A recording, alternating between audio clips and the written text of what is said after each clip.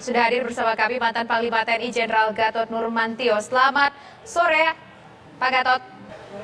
Ya, Pak Gatot, kalau misalkan ini kan sudah dikatakan bahwa Papua ini sudah dalam kategori mereka ini kelompok teroris, Pak Gatot.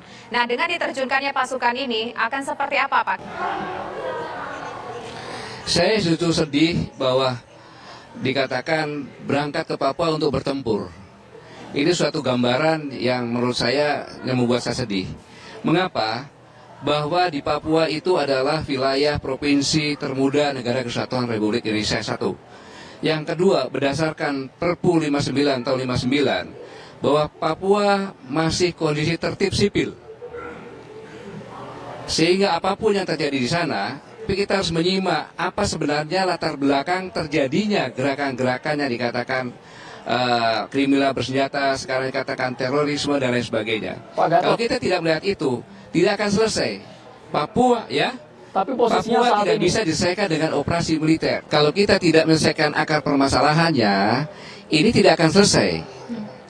Satu tewas, muncul lagi yang lainnya. Kemewahan yang dipertontonkan pada rakyat yang menderita, maka akan memunculkan pejuang ketidakadilan atas penderitaan rakyat. Pak, ini kan KKB sudah dibilang sebagai kelompok teroris, sudah ditetapkan sebagai kelompok teroris oleh pemerintah. TNI juga sudah dikirim, Pak, bahkan pasukan elit juga dikirim. Pemerintah juga sudah memberikan katakanlah sebuah privilege kepada Papua dengan sejumlah anggaran yang cukup besar. Nah, lantas apakah dengan mengirim pasukan Batalion 315 ini bisa mengeliminir pasukan teroris ini, Pak? Jangan mengharapkan menyelesaikan suatu kondisi Papua itu hanya dengan operasi militer. Ini saya ingatkan, tidak akan bisa. Sehebat apapun tidak akan bisa. Begini loh, ingat kita masih berlaku Perpu 59 tahun 59. Jadi gubernur adalah penguasa tunggal yang tertinggi di sana.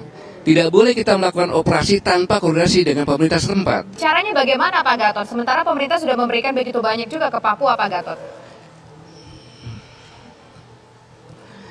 Ya, sekarang bagaimana pengawasan, bagaimana manajemen, itu dalam pemerintahan, itu urusan pemerintah lah. Mengapa anggarannya begitu besar, tapi Papua tidak maju-maju? Tentunya kan ada hal manajemen yang harus diperbaiki. Itu satu. Kemudian ingat,